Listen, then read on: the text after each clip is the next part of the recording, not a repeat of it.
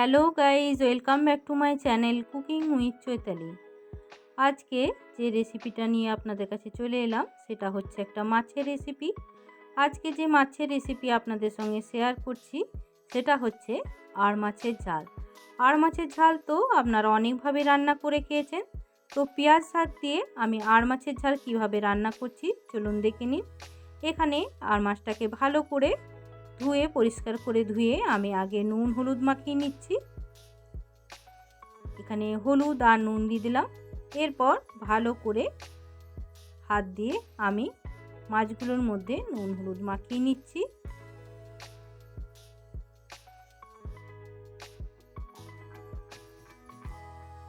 আমি নুন হলুদ মাখিয়ে নিলাম। দেখুন এভাবে ভালো করে নুন হলুদ আগে মাখিয়ে নিতে হবে মাছটার মধ্যে।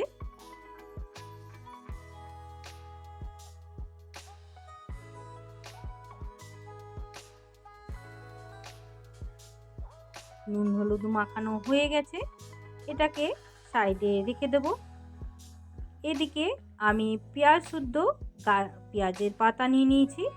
এখানে পেঁয়াজ দিয়ে আমি অন্য বড় পেঁয়াজ ইউজ করব না, যে কাঁচা পেঁয়াজটাই হয় সেটাতেই আমি গাছ শুদ্ধ পেঁয়াজটাকে এই রান্নাতে ইউজ করব।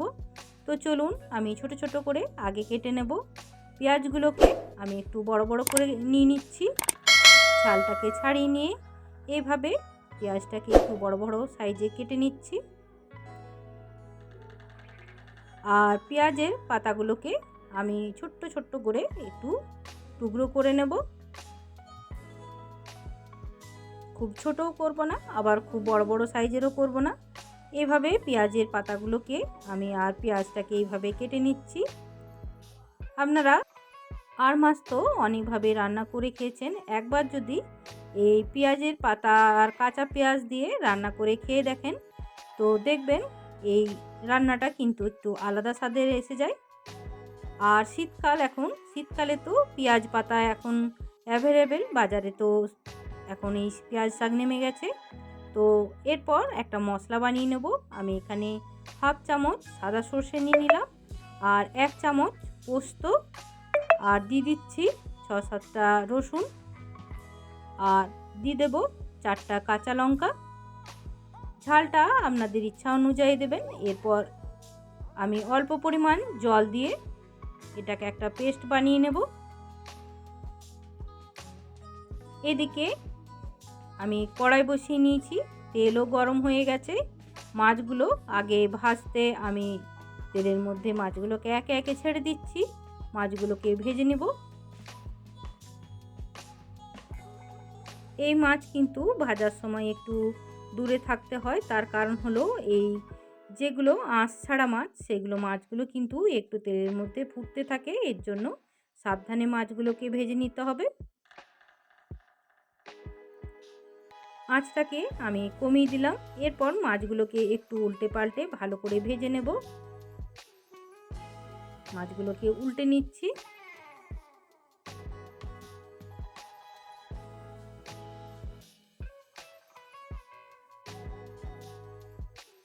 একটা সাইড ভাজা হয়ে গেছে, আর একটা সাইড ভালো করে ভেজে নেব। দেখুন মাছগুলো কিন্তু ভাজা হয়ে গেছে। এরপর একটা প্লেটের মধ্যে মাছগুলোকে তুলে নিচ্ছি। এরপর আমি কিছুটা তেল তুলে নিয়ে এই তেলেই আমি রান্নাটা করে নেব। মাছগুলোকে তুলে নিয়ে কিছুটা, এতটা তেল কিন্তু আমি ইউজ করব না, কিছুটা তেল তুলে নিচ্ছি।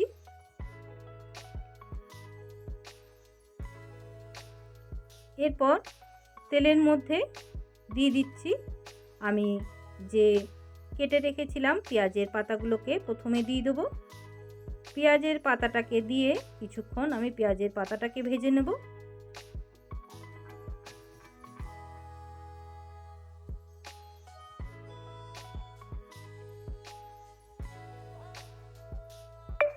পেঁয়াজের পাতাটাকে হালকা কিছুক্ষণ আমি ভেজে নিচ্ছি।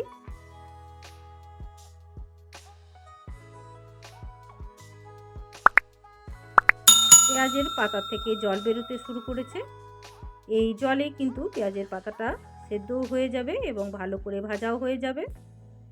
দেখুন পেঁয়াজের পাতাটা নরম হয়ে এসছে এবং পেঁয়াজের পাতাগুলো একটু হালকা আমি ভেজে নিলাম।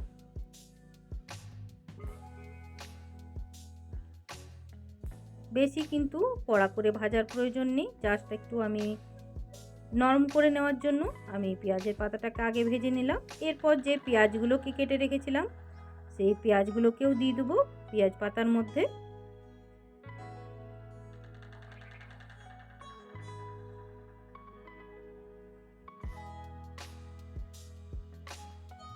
পেঁয়াজগুলোকে দিয়ে কিছুক্ষণ একটু ভেজে নেব।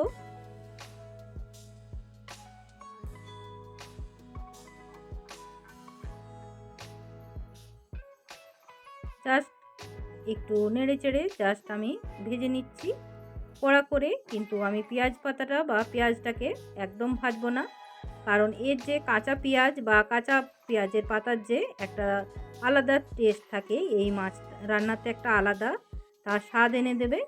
এরপর একটা বড় সাইজের টমেটোকে আমি দিয়ে দিলাম। টমেটোটাকে দিয়ে একসঙ্গে কিছুক্ষণ ভেজে নেব।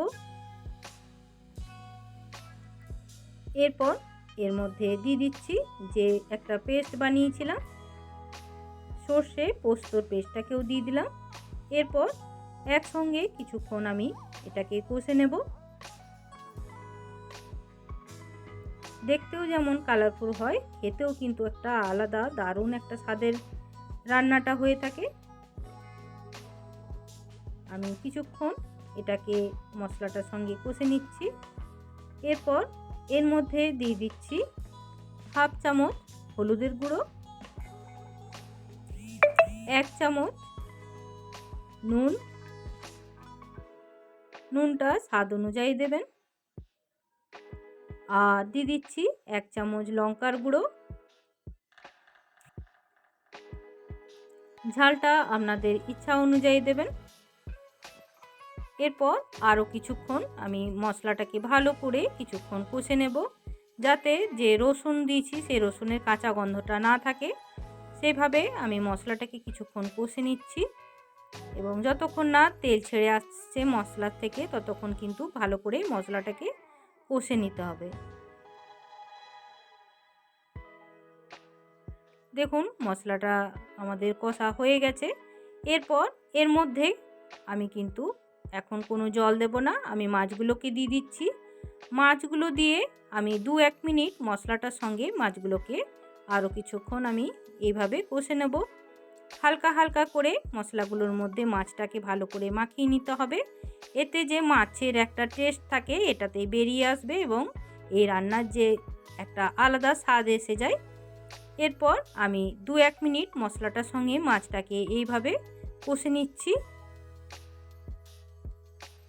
এরপর আমি একদম হাফ চামচের মতন একটু চিনি দিয়ে দিলাম। চিনিটা অপশনাল, যারা চিনি পছন্দ করেন না তারা চিনিটা স্কিপ করে নেবেন। দেখুন জলটা একদম শুকিয়ে গেছে মশলাটার থেকে। এরপর আমি খুব অল্প পরিমাণে জল দিয়ে দেব।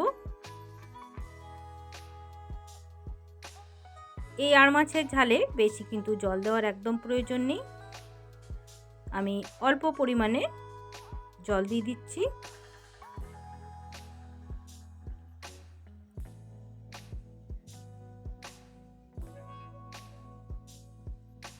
এরপর জল দিয়ে আমি 1 থেকে 2 মিনিটের মতন একটু ঢাকা দিয়ে মাছটাকে কিছুক্ষণ জলের সঙ্গে ফুটিয়ে নেব।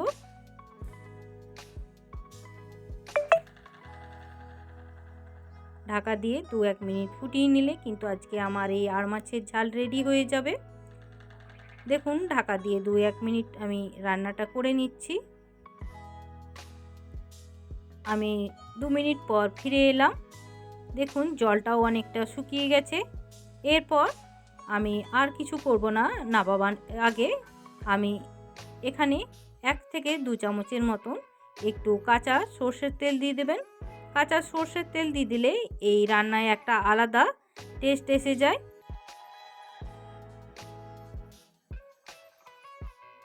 এরপর আমার আর মাছের ঝাল রেডি হয়ে গেছে, আমি গ্যাস অফ করে দিলাম। এরপর গরম গরম ভাতে এই আর মাছের ঝাল দুর্দান্ত লাগে। আপনারা বাড়িতে এইভাবেই একবার আর মাছের ঝাল অতি অবশ্যই রান্না করে খেয়ে দেখবেন। আর যদি ভালো লেগে থাকে তাহলে কমেন্ট বক্সে আমাকে জানাবেন এই পেঁয়াজ পাতা দিয়ে আর মাছের ঝালের রেসিপি কেমন লাগলো। আর নতুন বন্ধুদের কাছে আমার অনুরোধ রইল আমার চ্যানেলকে সাবস্ক্রাইব, লাইক, কমেন্ট আরও বেশি বেশি করে শেয়ার করার জন্য। আর পুরনো বন্ধুরা আগামী দিনের মতন আমার সঙ্গে এইভাবে এগিয়ে চলুন।